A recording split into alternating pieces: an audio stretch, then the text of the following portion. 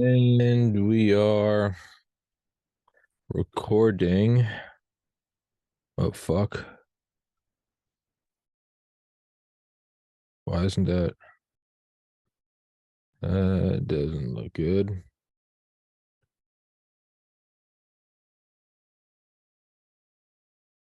You there? I was thinking that what we were doing is going to be through Rumble, but so I got confused. Oh, But no, no. Here, well, I'm gonna start streaming it. Ready? okay, All right. yeah. 3, 2, 1.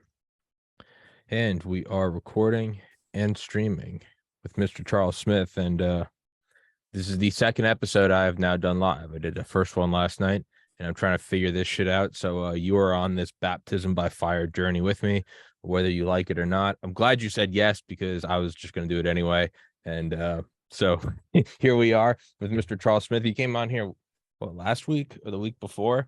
And I think we started with talking about the fourth turning and very quickly devolved into UFOs, which I'm happy you so gleefully took me up on and didn't shy away from. But for all the new listeners, Mr. Smith, please introduce yourself and tell them where they can find your blog of Two Minds. Thank you, Tommy. And I have a blog at of2minds.com or charleshughsmith.blogspot.com, which is my mirror site. And then it's a free site. All the archives are free. And if you subscribe, then you get my weekly musings report, which, people wanted to give me money. And so I had to do something for them. So that's the foundation of it. Fair enough. Fair enough. Well, so again, I feel like I'm back at the beginning of this podcast. I've done 1,000. This is episode 1060, and I really felt like I felt like I had, when you've had a car for a long time and it kind of feels like an extension of yourself, and then you get into someone else's car and you're like, oh, I actually have to focus on driving, versus when it's your own, you don't really think about it. You're just kind of like whipping the wheel, and it is an extension of your body. That was the last 1,059 episodes. And now I have lost that car. And now by doing them live, I'm very much in a new car mode where, like a new car, it's sexy and it's got the new car smell, and that's exciting. But I also have no idea what I'm doing. And so it feels very clunky. I don't really know quite how to handle it, but we're just going to do it anyway. And because of that, because it's not pre-recorded now, normally it's pre-recorded and then it's whatever the topic is, it's afterwards. I can look at it and I go, what's the thesis of that whole episode? And it's just a couple words. What was the predominant thing we talked about? And then that's what I make the title. Now I don't know what to do because I have no idea. An irrational person might say, well, what's the topic for the upcoming episode? And then that will be the title. Well, as you know, I don't do that. I throw the domino and I see which one it hits. I have no idea what's going to happen during an episode. So this one's titled, I think, just UFOs and mankind, because I figured, well, I don't know, pick up on where we left last time. It's very odd to me. So you're in this weird kind of parallel universe with me. For better or worse, Mr. Smith, you are going down this new path with me, and we are hacking tree branches and killing wildlife and trying not to die. Sounds great. It's the survival mode. I was going to pick up on your auto, driving a new car metaphor and say, actually, we're in like like a Porsche. Mhm. And you're in the driver's seat and I'm kind of in the passenger seat going, wow, the visibility here really is poor. Like, why do people like this thing? And it's like it's kind of like there's always good and bad in a new car, right? Some things you go, wow, this is really cool, and then other things it's all like, wow, this is really not that comfortable. And then So there you go. And then you have me, who knows how to butcher a conversation. I'm like, did you know this used to be a Nazi company? And it's kind of funny though, like people attacking Elon Musk, right? It seems to be that's like the new. I'm indifferent about the guy. I don't care. I find it very difficult for me to criticize people who are orders and orders of magnitude more wealthy and successful than I. Just period. I don't I try not to criticize like the baby boomer generation because a lot of them are retired, have made their money, have raised kids. That's more than I've done. I'm not also so by extension, people are like Jeff Bezos is evil. What has he done? I'm like, he created Amazon and used to sell hot dogs out of a vendor, like a vending a pushable vendor. I can't criticize him. I can't throw a spiral football, and therefore I also don't go out on a limb and tell Tom Brady how he should and should not play. So like that whole thing when people are like, what's your opinion on Elon Musk? I'm like, I don't feel that I should have one, for better or worse. That being said, it is kind of interesting. And the point I was going to make is that people are selling their Teslas and buying like Volkswagen EVs and saying they're doing this to fight white supremacy because Elon's a white supremacist, but Volkswagen is the people's car in German. And I think you can trace back where that company was and what they used to do back in the 40s. It's kind of gray. You know, a lot of the engineers got hung for one reason or another. But to not go down that idea, but to rather go back to the side tangent I was going on. Do you see it too, or is it my own musings that just a year ago it seemed like Elon Musk was just, you know, normal amount of hate, normal amount of love. Kind of no different than whatever, Jack Ma, the guy that started Alibaba. Right? Whatever. Some people hate him because he's a billionaire, other people look up to him. But it's just out there. It's not, you're not necessarily for or against it. Right? Like no one really ever comments on the sound panels that I have up. They're just whatever. But the second he started challenging the status quo, I mean, really like a new software update, a lot of people have kind of just started hating him. And very 1984-ish, we've always been at war with Eurasia. There's no memory of like how that hate wasn't there 6 months ago. It's just, well, he's always been a bad guy. He's they call him Rocket Karen. He's just, he's just a pain. But I'm like, forever, he's at worst been a neutral figure, and at best been like a pretty well received kind of culturally aware figure. Do you see that at all, or is this, or am I bogged down by my own biases? Well, that's a very good question that all of us are bogged down by our biases and our experiences, right? We only, we extend the experience we've had into the future or whatever. So I think I'm going to pick up on my theme that I want to talk or introduce for you Sure. it actually reflects to me very closely to the question of Elon Musk, which is the word is spectacle. Hmm. And I think I mentioned this to you in an email about a obscure French author, or at least obscure in America, by the name of Debord, who wrote a book in 1967 about the way that the culture and the society were basically becoming one of spectacle. And he kind of tried to explore that idea. And so I think Elon Musk is kind of a master of spectacle. I mean, he really gets it, in terms of like whether you like him or dislike him, or as you say, he's certainly a master of spectacle. In other words, he knows how to interest people, right? By saying things that are controversial or off the cuff. He's like in other words, that's part of his appeal, is he seems to be a very natural guy. Like he'll, in a busy day, he'll find some tweet out of the thousands about him, and then he'll give a little pithy Yeah. reply. And so it sort of seems like, wow, he seems like a normal guy. Like he found something that annoyed the hell out of him, and then he wrote a tweet back. Yeah. But he has visions which are grandiose, but he's pulled them off. And a lot of people, it's kind of like a quote from Teddy Roosevelt, which is kind of like a whole paragraph. So I can't, The man in the arena.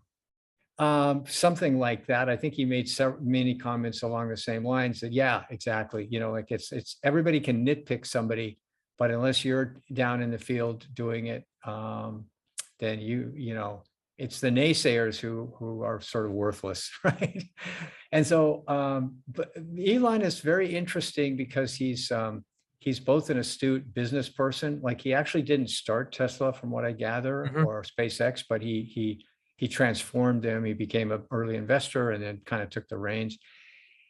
And he often comments on business in ways that are really insightful to me. Like, in other words, when he started Tesla or took the reins and started expanding it and made these huge gambles on its eventual success, he said, actually, everybody thinks you got to start something new that's never been seen before. And that's the hardest thing. He goes, no, that's easy. What's hard is to take and start a company inside a sclerotic, closed industry that's had no innovation for decades. Yeah. And he said, but that's where the opportunity is, because nobody's expecting that. Everybody thinks, okay, that's another cartel. It's like, Yeah. yeah, 3 or 4 or 5, maybe 6 major global car companies and so on. So he did that, and then he did the thing with the reusable rockets, and that's a big innovation. Now, there's always second order consequences, right? Like, okay, Tesla's proven to be successful as an EV company, but then now we're questioning, well, do we have enough lithium to Yeah. make 500 million of these things? Yeah. And then the SpaceX, he's then, because it got cheap enough, then he did his global, basically satellite communications network, right? So, Which you needed cheap launches to do that. And then you can say, well, now everyone's realizing that the orbits are totally cluttered. I mean, there's like thousands of things out there and millions of particles, which if you're going in the wrong direction are going 17, 18,000 miles an hour. So like a tiny little grain of oh, sand just punched a hole in the space oh yeah. station. So there's that issue. And I'll finish my kind of rambling thing about his brilliance with spectacle. Is it's Let the rant floweth. Don't cut it off. Don't cut it off at its knees. Let it grow into whatever demon or angel it's becoming. Trust me. If there's one piece of advice I can give anyone from my pot, let the beast grow. Whatever it is, it might be a vine that's going to kill you. It might be a beautiful flower. Keep going. Keep going. or both, right? The vine, Often both, but the flower attracts you, then the vine it's a gets Venus you. flytrap. But Yeah. keep it going. Keep it going. Keep it going. So he uses spectacle for his own purposes, but I think he also just flat out enjoys it. That's my sense. Yeah. And so, Who doesn't? yeah. And so the problem with spectacle, one of the problems is, like these problems like Earth orbits are now cluttered with stuff. And that's a problem, is that the details always get in the way. The spectacle always kind of makes it look nice and clean. And like, we're going to solve, global warming with EVs or something like that. And then it's like, well, there's all these details, the practicalities kind of get in the way. And so Elon has mastered the big ideas, but he's also managed to, take care of the nitty gritty and actually bring these things to reality. And so that's why a lot of people say, well, how many other people have done this? And the answer is, well, I don't know, like not very many. And so, and there's benefits, from what he's devoted himself to. But there's always the other side, the nitty gritty that spectacle overlooks or sort of puts in the background, because we're all enthralled with spectacle. We can't help it. But that's kind of everything though. Like, if you ever worked at, like when I was in high school, I worked at like a door warehouse, and that, like, they made door frames, and like that's not an example that works because, like, you, the average person, don't visit a door frame warehouse. You probably never think twice that there is a company that makes them. You just have door frames, right? But something like I like in college, I worked at like a Smoothie King. I worked at like a Chinese restaurant. Worked at a liquor store. These things where you, the customer, do interact with them, right? You never think twice about it. You go in, you buy the thing, you leave. Whenever you work at one of these jobs and you start to see how the sausage is made, right? It's this weird, almost like Schrodinger's Chinese restaurant. You see what happens when the customer leaves. One, everyone's just, their vocabulary changes. As soon as the customer leaves, they're like, "Do that fucking idiot," right? And it's all, it's this, that, the other thing. And then when someone comes in, it's all, you button it up. Or when the boss comes in, you button it up. And you may go to this, like the Chinese restaurant I worked at in college, towards the end of college. I'd gone to, it was a great place to go when you were drunk. It was just, fried rice, breaded, juicy chicken and steak with like a thick, creamy ranch sauce, things you never think twice of. But then when I worked there, and it wasn't for better or worse, but you just saw behind the stage. You went from sitting in the rows to being like a set designer. You saw where the sauce was made, and it was disgusting. It was in like this giant vat, and you're like, "Oh my!" And when you made it, you're like dumping in like industrial like cans of mayonnaise, and you're like, "Oh my god!" And then, but even just other stuff, you just saw the guys cooking. Like, "Yeah, we got this one again." Like the most ordered thing was like Choo Choo Deluxe. The name of the restaurant was Choo Choo's, and it was just the same, your breaded fried steak with ranch and just all your fried gravy gooey carb goodness that you want when you're drunk as shit at 2 a.m. But whatever. And it was, you just always see people coming in, around 1:30, 2 a.m. You see the drunk frat boys come in, the sorority girls, and let me guess, they want like the choo choo. Yep, they all want it. And then you just make them, and you see and when they order several of them at a time, you'd see the chefs kind of almost like a symbiotic, not symbiotic, I think it's symbiotic is the word. You'd see how they'd almost do like an economies of scale, how to be easier to make more than it would be to make one. But then when everyone leaves, you see them shut the store down, and 201, 202, you'd see the drunk people banging on the door, and you'd be like, "We're closed, dude," and cleaning it up and everything. And then you'd get there in the morning and you'd open it.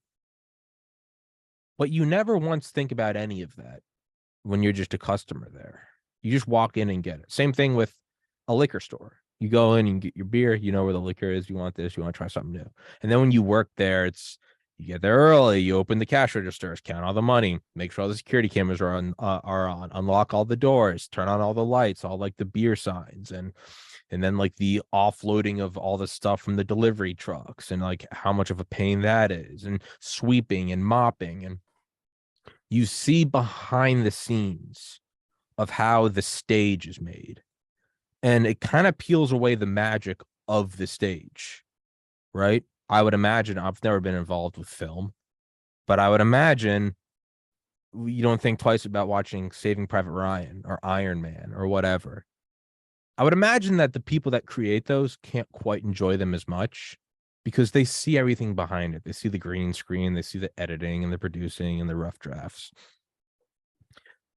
And all I ever concluded after working all these jobs was not to let my experiences rob me of the enjoyment of really kind of the stage of life, but it was rather to just stop working at those jobs so that I can enjoy. I don't want to know what goes on at Walmart. I don't want to know why when I go down to my apartment building to the first floor that the gym is clean and the lights are on. I don't care. I don't want to care because I just like to enjoy them. So there's this entire nitty gritty thing that like, that's all of reality. We're just seeing really huge examples of it. Space debris that, NORAD tracks every little particle. There's a great documentary from the 80s about NORAD, and it sounds like a typo. They actually scan 23 trillion cubic miles of airspace, not just the atmosphere, but space. They go out to 23,000 miles, an entire sphere around the world. And that's from the 80s. Or we're seeing lithium, right? And it is almost like breaking the matrix. You're not supposed to see this. No one wants to know about the factory farmings that make it so that you can buy $1 Whopper. But these things are getting so big, you almost can't ignore them. Like the Choo Choo's restaurant is getting so large that we're all starting to see the nitty gritty. And I don't know if that's good or bad. Maybe that leads to an awareness that we're starting to see behind the scenes of the stage that we've all been ignoring, willfully ignorant or unconsciously ignorant. Or not, I don't know. But my point with this whole tangent is it's always been there. Whoever's watching this podcast, they have no idea about the emails you and I are exchanging. They don't see me turn on all the lights and pull up the software. It's not sexy, but there is something before and after. You don't really care because you're just consuming the thing, right? I don't want to hear if somebody delivers my meal at 2 a.m. and I tip them $10 to do it. I don't care that they got stuck in traffic. I don't. I just want my food, right? So maybe there is some weird feedback cycle that when something gets so large, when an enterprise gets so large, you can't hide the nitty gritty. I don't know. There's not really a question in there. I guess I'm just kind of thinking aloud now. Well, scale does have a big impact, on things. And to kind of follow your riff, when we think of spectacle, it's like it has the element that you described of everyday, businesses that we just, use or work for, and then we see what goes on to make that spectacle, however small the stage might be, function, But and then it kind of ties into this whole current kind of obsession with misinformation, right? Mm. And fact checking. And of course, as you say, that's always been the case, right? In the sense that if you go read the newspapers, if you go look through microfiche or whatever, and you look at newspapers from 1916 or 1943, it's like, oh, well, we're always winning, right? There's no headlines of defeat, right? Yeah. And so the whole Vietnam era was partly why it was so deranging for the United States was that Saw the behind the spectacle, curtain. all this, suddenly we've got TV guys wandering around with grunts, Mm-hmm. and they're getting to see the real thing. And and then suddenly it's all like, hey, wait a minute, we just liked reading those headlines of we're going to win or we're winning or whatever. And so this kind of war that doesn't have a nice conclusion, with a surrender on the battleship and all that stuff, it's like, well, how do we handle this? And so if you haven't prepped the public to deal with reality or your customers, then it's all like, wow, how do I function here? And so, like say the medical system is something that we mostly don't interact with that much if we're healthy. But if you do get sick or somebody care about gets sick, then you start interacting with it, and then you start seeing, you go to the ER or something, and then you start seeing, wow, this isn't like the TV version of hospitals, No. and then you start thinking, well, where is this going to go? And then you start realizing that these things can break down. Yeah, right. That enough people that know how to do this stuff might retire, or they quit and go someplace else. And then your sewage system treatment plant doesn't work anymore because something broke that it was only those guys that retired a few months ago or years ago know how to Yeah. fix, right? And so, and of course, this is where your idea of scale comes in. That once you start getting to these very large scale things like the FAA traffic control system, and then it's running on, some basic, literally the programming language basic on some 20-year-old mainframe Oh or yeah. whatever. So some And then you go, wow, wait. cathode tube ray, or cathode whatever TV. Yeah. You're like, oh shit. And so I said, wait a minute, aren't we like a high-tech culture and economy and all that stuff? And so then, yeah. And so the spectacle, I also want to mention this to see where you can run with this. And believe me, this is kind of a Hail Mary, like you're out there, you're covered by 3 guys, but I'm just lofting it out there because I'm sure you can jump higher than those guys. Okay. All right. So the thing is to some degree, spectacle, this guy, the French author's idea was, it's kind of like an illusion, it's like a representation of reality, but it's not the real thing. And so that, of course, is like a common theme, like the Matrix ran with that brilliantly, right? But he's not saying there's a techno world behind there. It's like that the spectacle, the purpose of it is sort of distract you from the real deal. And so that whole idea that there's it's like a simulation or something, I find that very interesting. And of course, a lot of science fiction and a lot of current films have pursued that idea. And so it's embedded now in the culture. So it's not a surprise when people say, oh, well, yeah, there's actually, a conspiracy, or there maybe the entire universe is nothing but a software program and that kind of thing. But I think it's also like control. It's a control mechanism. And that's where a lot of people are, pursuing it. Like, well, it's not just a spectacle for someone's amusement or to maybe make a profit. It's to control the narrative that, It's a weapon. yeah, perfect. Yeah. It's a psyop, right?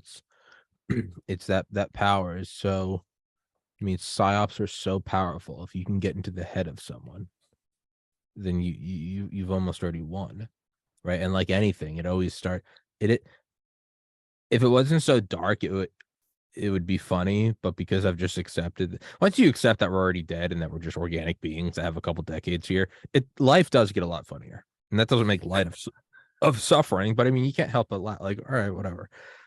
It is kind of funny how there is nothing, like, you always see engineers who are like, we stupid proof things. They'll write on an elevator that it's got a weight capacity of 5,000 pounds because they know that some drunk college kids in a dorm are going to put 7,000 pounds in it, which is why its actual capability is 15,000 pounds. But they make it 300% more than what they say it is. They're stupid proofing it. They make it so you can't mess it up. There is something almost funny about how humans seep through the cracks of all possibilities, of every new invention, of every projection of power, of every power or profit asymmetry, and immediately find a way to use it against other humans. And it's dark, but you can't help but, like, if we collide atoms, we will create energy density beyond even the most wild Jules Verne novel. Incredible. What should we do with it? Let's bomb Japan. Like, instantly. We have this new CRISPR technology where we can insert codons and exons and translocation and get into the actual very software of life. Could we make a bioweapon that attacks a specific race of people? I think we could. Like, that's what they're I mean, granted, it was before genetic manipulation, but Kurt Bloma and Walter Schreiber in the Third Reich, that's the first thing they were doing. They're like, could we make an actual thing that attacks Jewish people? And they're like, I think we could. Like, immediately. Rockets. We could, a controlled explosion where we could put things out. We could discover the frontier of space. Incredible. Could we put a warhead on it? I think we could. Just bomb London. There is something about that is fascinating, but I'm not realizing, even as I say it, we've been doing that for all of human history, and yet we've still somehow ended up in this pretty cool society. Now, granted, we live in the United States. Things are pretty peachy for us, right? We're educated white men. Like that. Like I'm not trying to be woke because I hate woke commies. I think they're trash pinkos. But like, that being, like, I am aware of like what I am and where I am. But despite those evil tendencies, which didn't arise with the Nazis, they tapped into it and amplified it, but has been going on since the dawn of man. I found a big club I can kill a tiger with, or I could kill Bob so I can take his food too. Like, it has been going on forever. And we've still kind of reached this point. Like, there's a guy I interviewed once who said something great about he goes, don't scold the path that led you to the summit. No matter what it was, no matter how many twists and turns there were, if it got you to the point you like, then you can't hate it because it's got you there. So maybe it isn't that dark. Maybe that thing of, so even, psyops, even simulacra and simulation, even the idea that there's someone behind the scenes, it's still got us like here. Like, I can still order Taco Bell on Uber Eats. Like, I play video games with my best friends who I haven't seen in years, but we still talk every night on Discord. It does lead to this. Like, it is still, like, I'm 32. All of history, at this age, I should be toiling in like an industrial mill with like 9 kids and no teeth. Like all of human history says that's where I should be. But I'm in my own apartment doing a podcast for a living. So maybe those human tendencies aren't that bad. I don't I don't know. But kind of like you said earlier about the cartels, when you go into an entrenched power system, at first glance, it might look like there's no way you can beat this, right? It's GM, it's Ford, they've kind of solidified. There's some unofficial oligarchical dealings, like, hey, we're not going to make our coupe cheaper than this, and there'll be that sort of faux competition, but it's all the same horseshit. Like, and it is hard to break in there, but if you can break in there, it is almost like a pick six, like it's open field because they're so used to not competing. Their blades have dulled, right? They're no longer competing, and then you come in there and you're like, well, I'm going to offer a better product at a cheaper price. It's not that they can just rev up their systems. Like, they forgot how to do that. It is a continual machine. You're continually sharpening. Like, that's part of the reason for the military industrial complex, despite all of its evilness. Sure, part of the thing is we were caught with our pants down in World War I and World War II. Like, we have to keep these literal factories going. We have to keep the tools warm. We can't just have Charles Smith writing a blog and then when war breaks out, we're like, hey man, can you come back and help us assemble tanks? Like, you have to keep those, right? You keep the ER going 24/7. Sometimes there are more cases, sometimes there are not, but you have to keep that thing like fresh and well watered and well worn. And when you don't do that, you have the ability to catch them with their pants down. And so, like, with that, you got to wonder, and now we're kind of getting into some weird meta themes. If we are in this reality where, just for example, like you said, war, we're winning. We've got the Huns on the run. Like, those Japs are going to get it. And then all of a sudden there's like color broadcast from Hanoi of Americans like burning alive in napalm. And they're like, oh, what the hell is this? Right? Where you see guys coming back from the war on terror missing a limb and they're like, what did we do? Why did we do that? Or you see the roof in Saigon or in Baghdad or Kabul or whatever it was. And you're like, oh, there is an asymmetry there. And like Elon Musk going into a car industry that is entrenched and solidified, if you can throw your elbows around, they have forgotten how to evolve. You have a leg up. And that's why I think even my little, this is not $1 million operation. This is me in a room, in an apartment, wearing slippers with a microphone I got on Amazon. Right. But if I'm able to interview these people and have these talks, it's because the status quo has become so complacent for decades. I mean, even you said 5, 6 companies, right? There are 6 major media corporations. It's all the same thing. And Weekly News Tonight, Republicans this, Democrats that, just back and forth. And then you have some unhinged guy like me talking to you, and we just off the bat start with UFOs and how Volkswagens are Nazi machines. People don't really know what to do with that. They're like, what the hell is this? Yeah, let's contextualize it within an ideology you can understand. It's like, no, that's not where we're going. Just wing it. And so, yeah. And so to pick up on the interesting things that you've been discoursing on, a lot of people are freaked out about Elon because he now has a media company. In other words, he's like the William Randolph Hearst of the 21st century, having now, occupied Twitter headquarters on Market Street in San Francisco. And so it's, and people are then going, wow, now you can set the narrative or disrupt the narrative we're trying to establish. And now we have to demonize you because, this is real power.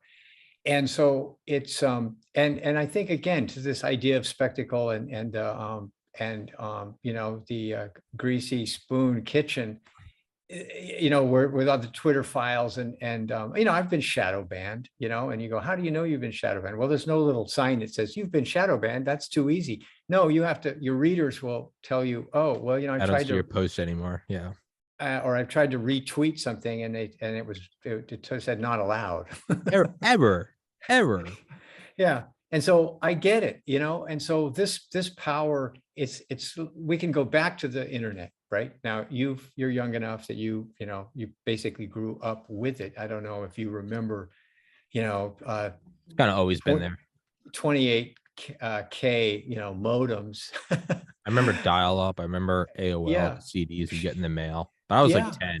It was kind of there. That's the way it started. But okay, so now it's enabled all of us fringe characters to have an audience, right? And which was not possible in the past, right? You could go out there with your fringe group and have a demonstration and hold up a sign or something, and then the people would honk as they went by, but you were never going to get 100,000 followers or whatever, which is now pretty ordinary, like on YouTube or whatever. So that, of course, has got to be freaking out the establishment or the status quo. Yeah, because like, how do we control this? And the glory days of blogging and what we do, however you want to, whether it's a podcast or a blog or whatever, it was before the rise of Facebook, YouTube, and Twitter, etc. In other words, it was when it was really a free-for-all in the late 90s and early 2000s. And then that was quickly overcome and sort of gathered up into these huge conglomerates of where you could at least be enamored with the idea that, well, if I get on these networks, then I can even have a bigger audience. And of course, then you're giving the control of your content to that network or that entity. And so it's a devil's pact, if you will, right? You're going to trade control of your content for an audience. And so those of us like you and I that are still on the outside, we are on platforms, but we always maintain like, a situation where no one entity can shut us down. Mm-hmm. But so the internet is uncontrollable, right? Unless you're going to go full China Communist Party, 40 trillion cameras on every light pole in China, and great firewall. And the whole thing of, well, we captured an image of a demonstration about something or other, and we our software matched your face, and now your bank account is frozen. You can't take money out of your bank, nor can you buy a train ticket. And of course, the rest of the world's governments are going, wow, that's just so great. I mean, how do we get that without making it appear to be what it really is, which is total control, right? So you can see that we're in this tremendous struggle in this era, because you now have the tools for an average person to build an audience. That was all you could do 40 years ago, was write a letter to the editor. And if it was anything controversial or wacky, then it would never see print. Gone.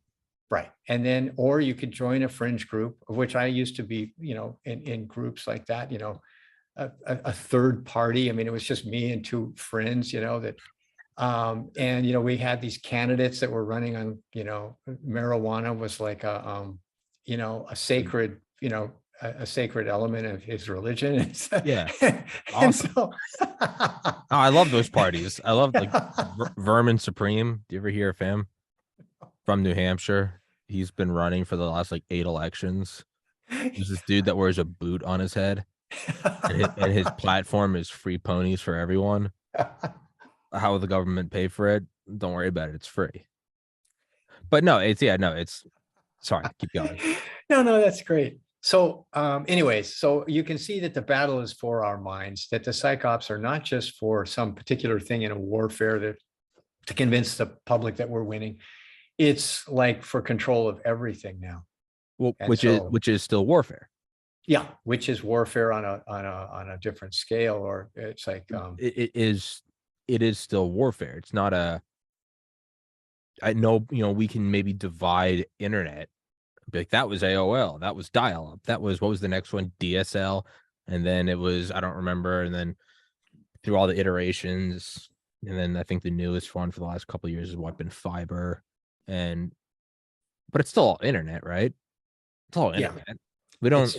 It's who's controlling what we see or hear. Well, so what I mean is that when you said psyops were not just Yeah. warfare. I would say no, it is warfare. 110 years ago, it was a bunch of guys running across no man's land in trenches, right? And then the Maxim machine gun and the cavalry and the biplanes, and then that went to World War II, and it was true mechanization of tanks and bombers and massive ships. And then you go to Korea, which is kind of a continuation of that, more jet engines instead of propellers. And then Vietnam, and then you're really starting to dial up the technology, satellites, SR-71s, Robert McNamara's Whiz Kids, and the whole Ho Chi Minh Trail, where they dropped like 500 million sensors to even detect ammonia. But it's all still warfare, right? And then 2001, and warfare is now completely asymmetric. It's radicals with box cutters flying planes into buildings of civilian centers. You're like, oh, well, that's now warfare.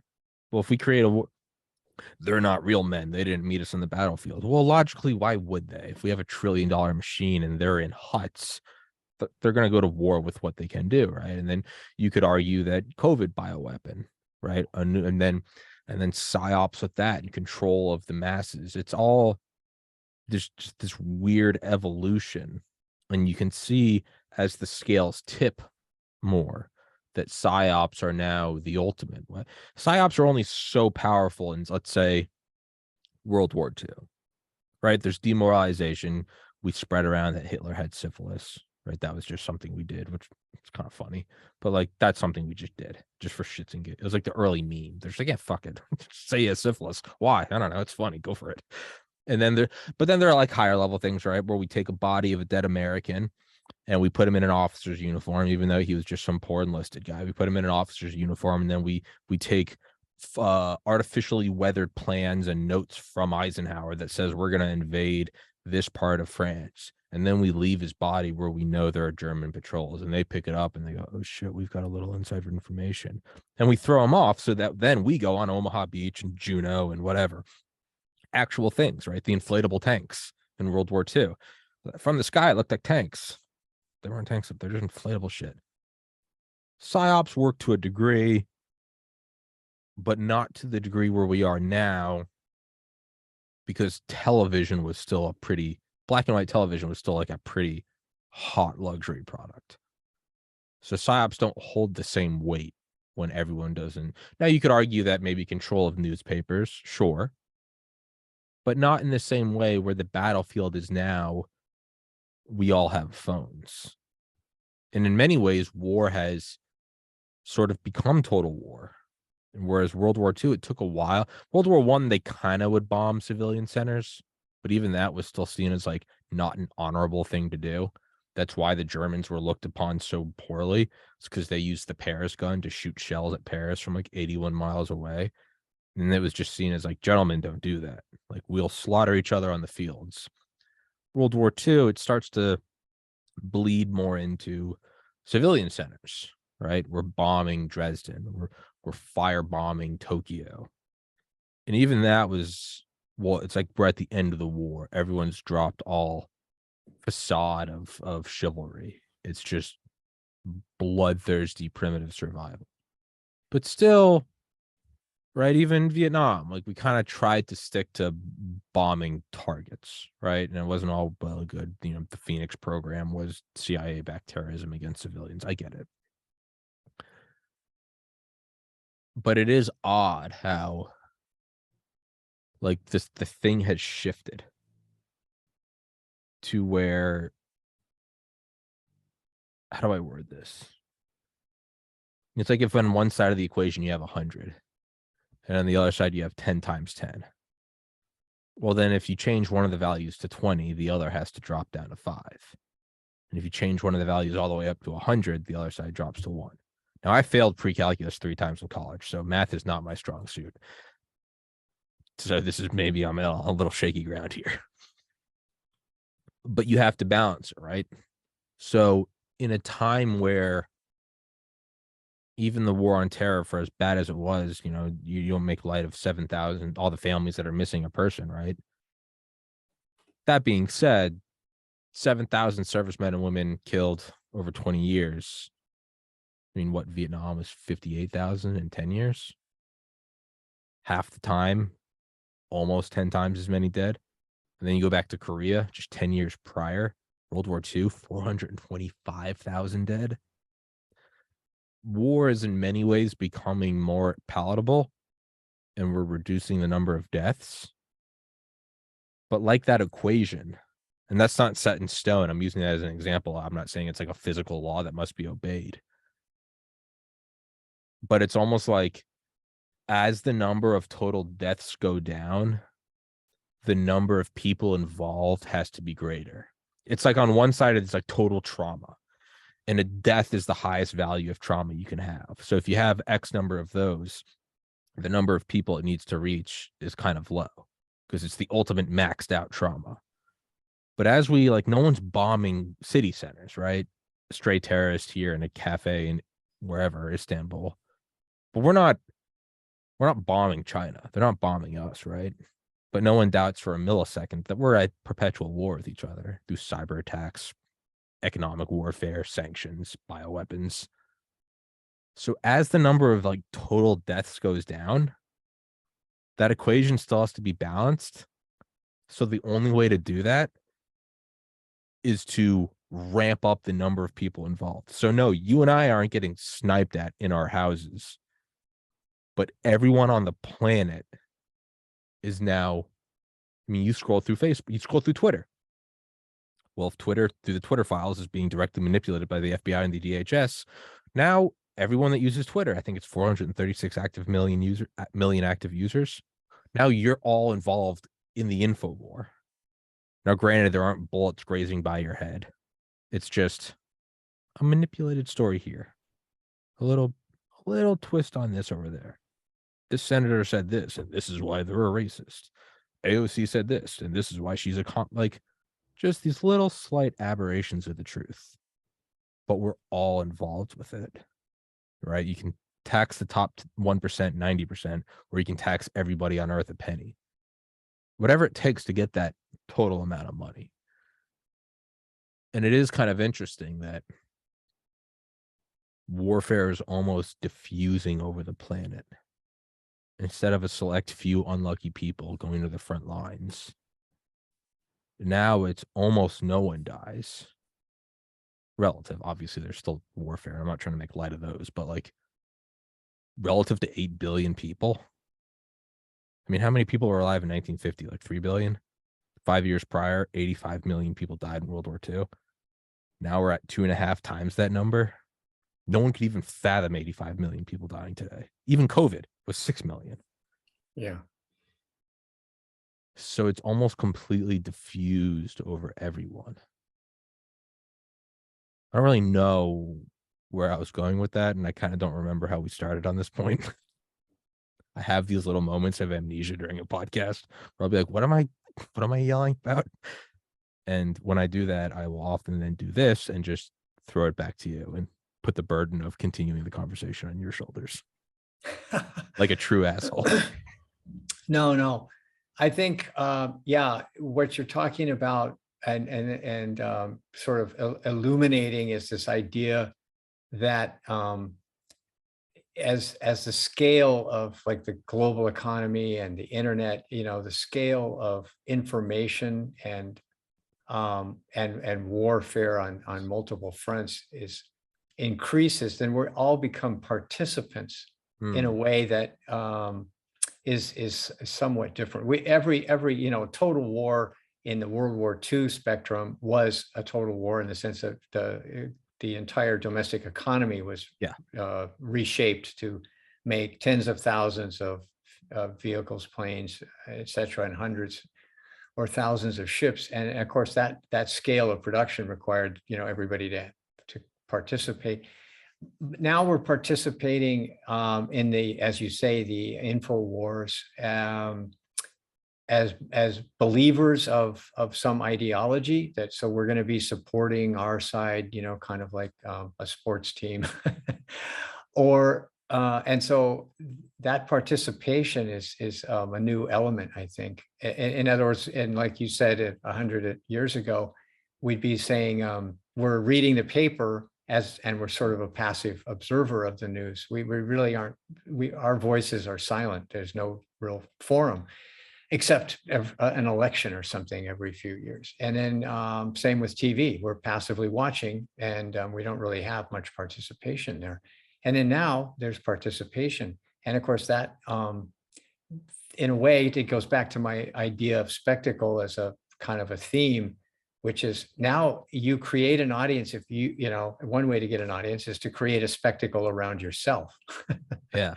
And so we're all now gaming this whole thing of the spectacle. If we can create a spectacle for around ourselves, either by the way we dress or act or we, dance or whatever, then we will get an audience, right? And so that pushes human behavior out to more extremes, right? Because And so it's from the point of view of those trying to control the narrative, this is actually possibly viewed as good because everyone's so distracted trying to, get their voice heard and get those likes and all that stuff that they don't really pay attention to what's really going on, right? So the spectacle is, like you said, using the word like meta, it's kind of a meta spectacle now, that we're all involved in the large scale spectacles as either viewers or participants.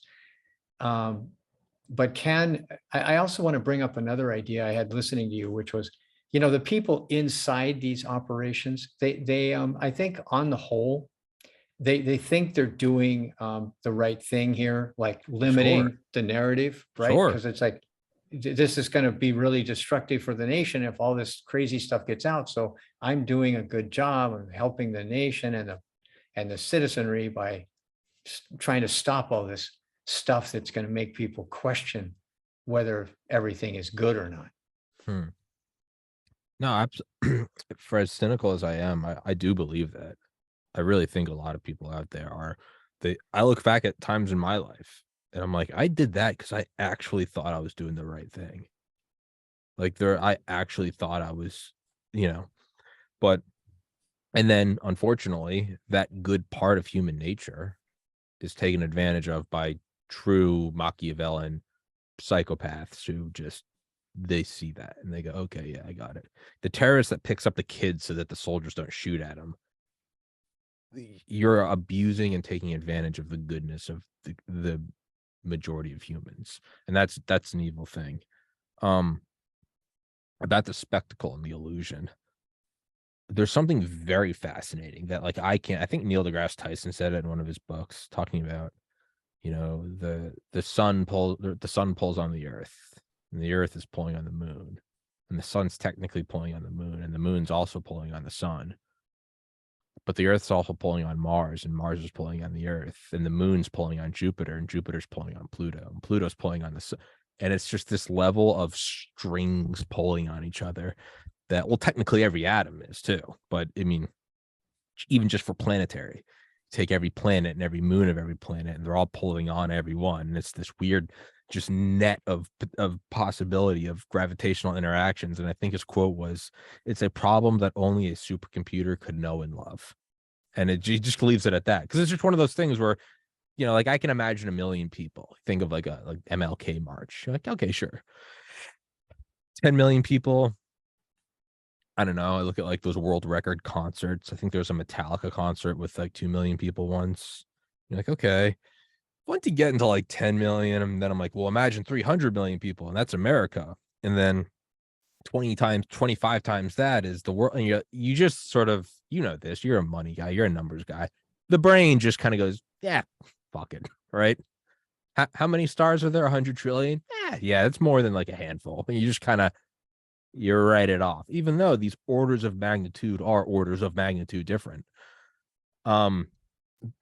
That being said, a problem only a supercomputer could know and love is there's a book called I think it's The Beak of the Finch or The Beak and the Finch. I never get it right, but I had to read it for evolutionary biology in college in 2012. And I don't know, it was written the 50s or 60s. This couple goes to, I want to say, the Galapagos Islands. And they find the reason why the Galapagos are so special is because they are just removed and isolated from everything. So you get this sort of stasis of evolution. Like the great white shark, I believe, has not evolved in iota for 40 million years. because it's apex predator, right? Aside from the nuclear sub, we kind of took first place from it. It's still the apex predator. It's just the way its fins. A shark is dark on top, so if you're looking down from the surface, it blends in, and it's light on the bottom. So if you're beneath it, looking up at the light coming in, it blends in. Its fins are at the perfect angle, so it can glide using no calories. It's a perfect machine for just death and destruction. But if you go to the Galapagos Islands, where there's still interaction, they actually measured evolution. And it was really fascinating how they took all these measurements that, again, only a supercomputer could know and love, with these like weird like metal measurement things. And it was the length of the beak of the finch, the thickness of it. Then they'd even see like they would put like a fake like nut or something that was actual measurement device, and they would measure its like the crushing power of its teeth, whatever the PSI is. And they would take these painstaking measurements of every finch they could find. And they would find that like the change was so minuscule, just like from the shortest beak to the longest beak, and the strongest beak to the weakest beak. The change was so tiny. They were like, that can't possibly be the reason for the evolution, right? If you look at my net worth of like $500 versus Elon Musk, you go, yeah, one of them's probably going to succeed, right? One of them's got a little bit more power. That wasn't, or even just Twitter followers. I'm non-existent. I'm banned. Versus somebody with 100 million, you go, that guy's got a little more of a reach. The change between the lowest and the highest was so tiny. They were like, this can't be it. You know, whatever Darwin thought, he was correct in theory, but we need to find a model that's more accurate. And then they did this for like a decade straight. It's all they did. I don't know where they got the money to do this, but they did it for like a decade straight. And they tracked these different finches with like little tags and stuff. And sure enough, the ones with the beaks that were just the tiniest bit stronger had like 90% more kids. Or sorry, had like 90% of all progeny. It was insane. And then when the weather would change or a certain type of other nut proliferated, where maybe it wasn't about strength, it was only about length, or it was about shortness. You had to have like a shorter, fatter one that it was less of a pinch and more of a smush. Their progeny, because they would get all the food, they would get the fattest and have the most kids, and the women would go to them because they could provide. And they were watching evolution flow like a pendulum in real time. And that's because everything was static. They were on an island, isolated from everyone and everything, and they could measure every little variable. Turning that completely on its head is what you're talking about. We're all sort of creating our own bread and circus. We all are amplifying. I am a spectacle. We're, if I dye my hair blue, if I pierce my nose, if I say I identify as a cat, if I'm Elon Musk and I have a flamethrower and I'm on Joe Rogan and I'm Donald Trump and I'm saying Mexicans are rapists and I'm just Joe Biden and I've got some crazy white veneer teeth and I'm doing this, and it's all, but the thing is like, you can't examine this and study this, because if you had tried to do that in those 10 years, everything's changed. So like if you took Vietnam and you're like, let's study why journalists are going, by the time you finish studying that, like Reagan's in office and there's there's video game arcades, and you're like, what the fuck is this? By the time you finish studying 9/11, there are iPhones and Xbox 360s. And by the time you finish studying like 2010, we're in 2020, and it's like, yeah, it's all well and good, but what about your vaccine passport? And you're like, my what? And you're like, what about your Facebook Meta VR mask? And what about your 4K resolution TV? And are you on Twitch? And it's like, dude, what in God's name are you even talking about? Okay, so you're on YouTube. Yeah, but YouTube's censoring because of the Twitter files. You'd be like, the what? And you'd be like, are you on Rumble? And they'd be like, what the hell is Rumble? Like, and they'd be like, well, if you want to be like, whatever, I just got to go find Walter Cronkite so I can they're like, he's dead. Do you know Joe Rogan? They're like, the bald UFC cage fighter. He's got the biggest show on the planet. You got to go on that. It's all changing so rapidly that it's a problem that only a supercomputer could know and love. So it is interesting to see the power elite try to hold on to their power because things are changing hundreds of years went by where your dad owned the castle and your dad's dad owned the castle and you kept the serfs stupid, right? And only you could read and the church and the mass was in Latin. But the game is changing so rapidly that by the time you even have an inkling of an understanding, there's some new shit coming out, some new social media platform, some new meme. It almost seems to be like it's almost leveling the playing field. It doesn't seem like it, but I think we're at the beginning of something that we might look back in 50 years and say, oh, the playing field, that's when it started to get leveled. Like whoever sent the first email in 1960 had no idea that a monumental thing had just occurred. You don't know until in hindsight. Yeah. Yeah, there was what you're describing is that acceleration of change. Yeah. Yeah, and I think there was a famous book. I think it was in the 70s, where I think it might have been Alvin Toffler was the author, in which he said, "This is like it's now technology and everything is evolving so quickly that it's exceeded our capacity to understand it and feel okay with it. In other words, we're so in his view, it was like feeding this sense of anxiety and insecurity because it was like, Mm. it's like such a whirlwind. We can't keep up and we can't keep track. And so we get like disoriented, and so that idea, and that was back when technology seemed to be moving at a glacial pace Yeah. today. It's so fast. There are color TVs now. Yeah. Like, all right, dude.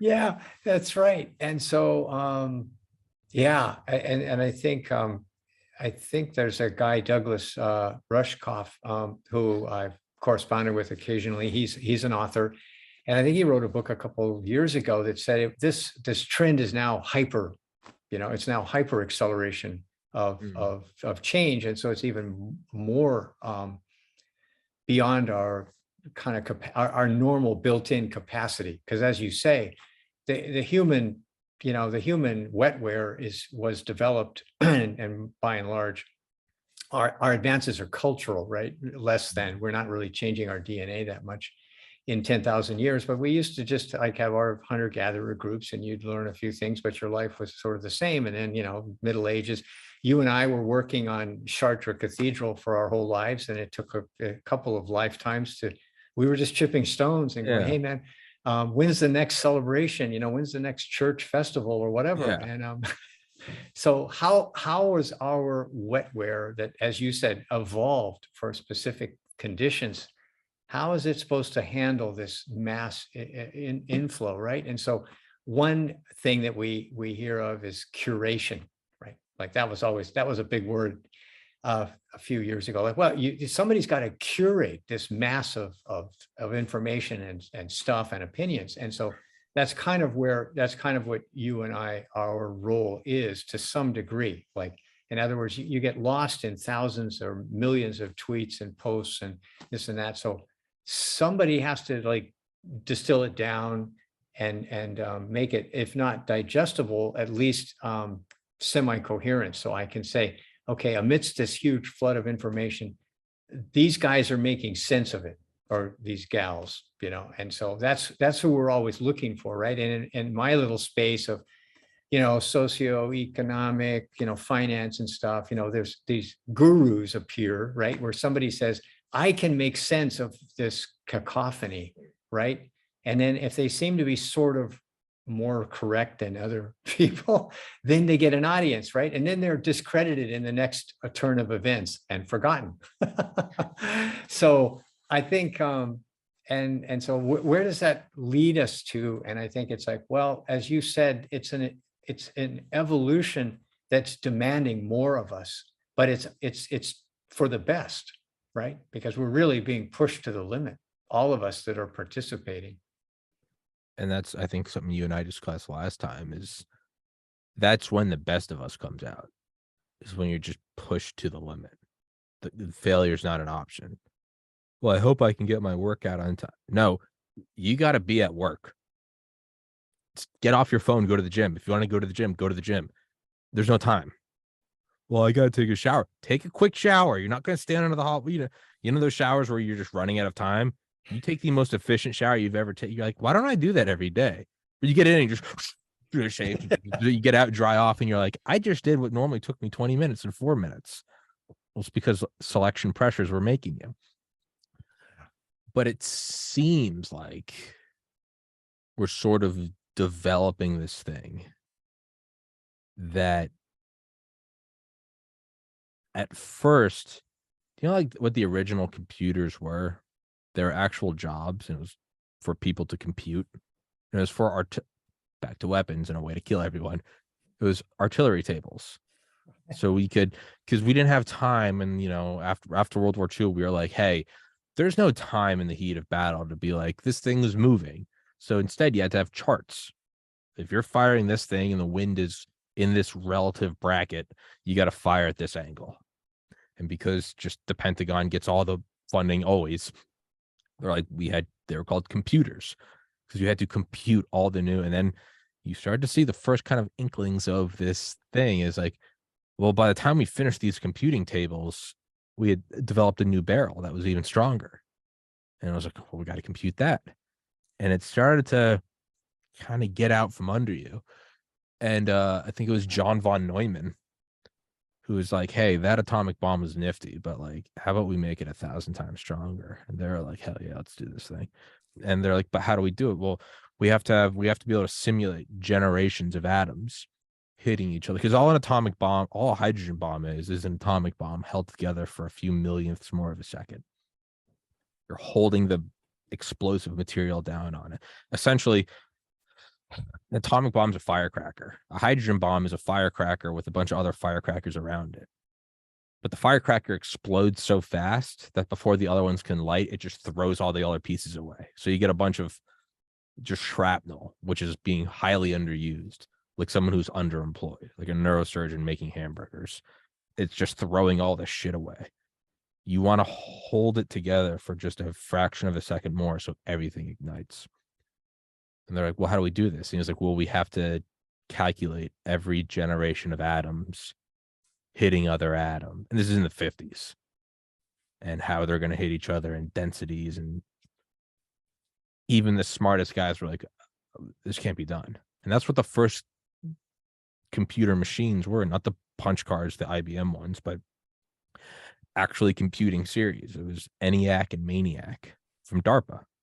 And it was, how do we calculate successive generations of atoms hitting each other and expanding? So again, as soon as we make a breakthrough in technology, beautiful. How do we make a bomb 1,000 times stronger than the A bomb, right? Learn how to split an atom, have infinite energy. We're going to nuke the Japs. Hey, we found a computer where we can calculate things beyond human comprehension. Cool. You know that horrible weapon we just made? Let's dial that bitch up. I'm like, so again, as an aside, that's just what we do.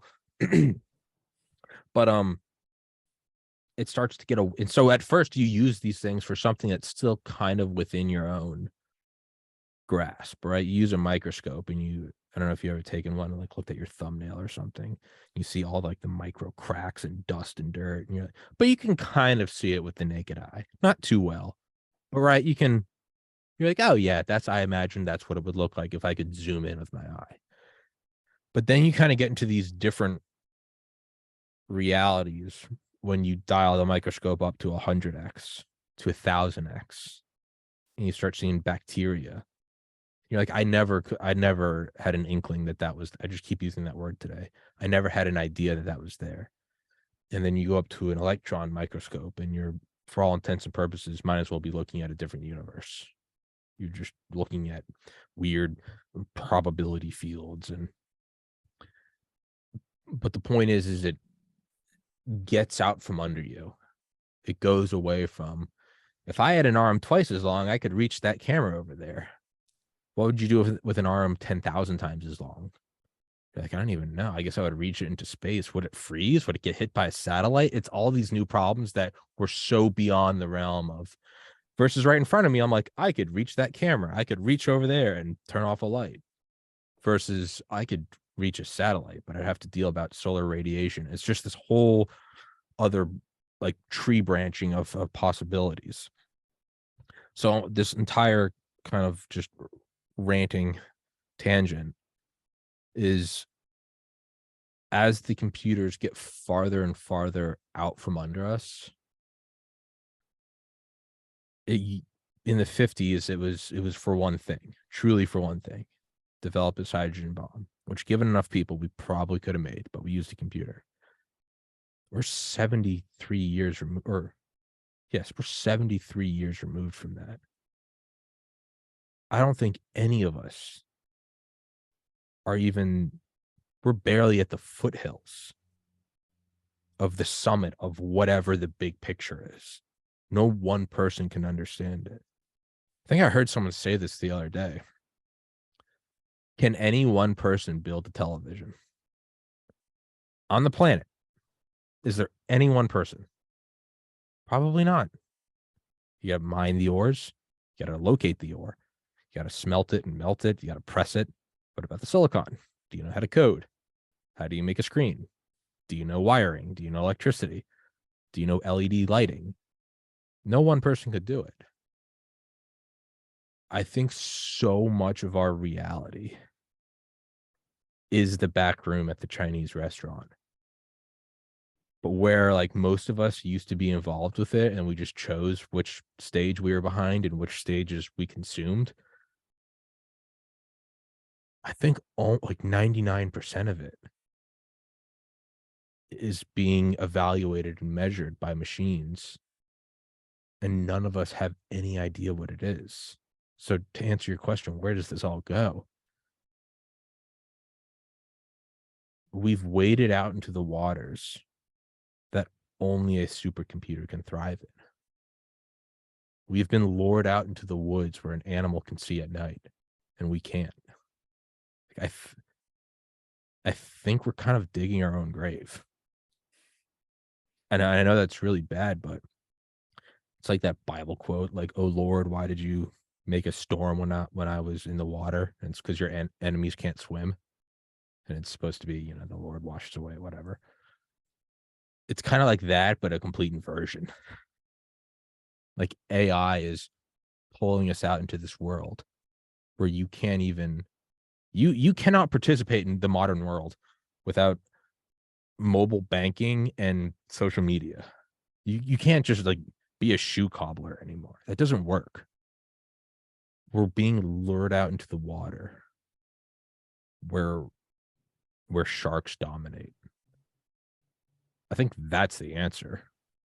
I think we're giving birth. The first apes that stood up and used opposable thumbs and instead of hunter gatherers started planting food. I think that's what we're doing. We're giving birth. We're making a very fertile egg with all of the soil around it. But it's not for us. It is for whatever is coming. And that's not really too optimistic, but I think that's where we're going. There's no, what does another 73 years look like? A place where only a supercomputer could thrive. Well, now I'm kind of having an existential crisis. No, I think we're screwed. Yeah, well, that may be a good point to end. Um, I'm gonna go build a Faraday cage in my backyard and hide in it now. yeah, exactly. It's kind of like I mean, just as you say, in sort of like the way we can only kind of laugh at it. There was a Bloom County cartoon like back in the 80s where it showed like one of the original Macs, and one of the characters had turned it into a genius AI machine. And so the Mac had these feet, and so it starts walking and going, "I can rule the world," and then it pulls its plug out and dies. Is that us? I don't know. It's so it's going to be hard to know how and where AI develops, you know. It could be yeah, it could pull its own plug by, you know, either by happenstance or accident. We don't know. Or it could pull our plug. Well, that's what I Yeah. and this is where we, and yeah, we'll wrap it up, but I kind of want to finish with this thought is and then it really comes down to, is this all just like the natural evolution, right? The fish turning into the proto tadpole coming out of the ocean and the land creature and the, just through the iterations of all of us, where no one was ever thinking about it, right? No apes were like, hey, let's stand on our hind legs and in 10,000 years we'll rule the world. It was just, right, sort of this unconscious flow. Is this an unconscious flow of this is just, right, higher and higher intelligence? Or we always talk about, well, we got to put in safeguards so the AI won't become too strong. You always hear it's like, we have to put it inside of a Faraday cage underground. So if it ever becomes sentient, we'll lock it off from the world.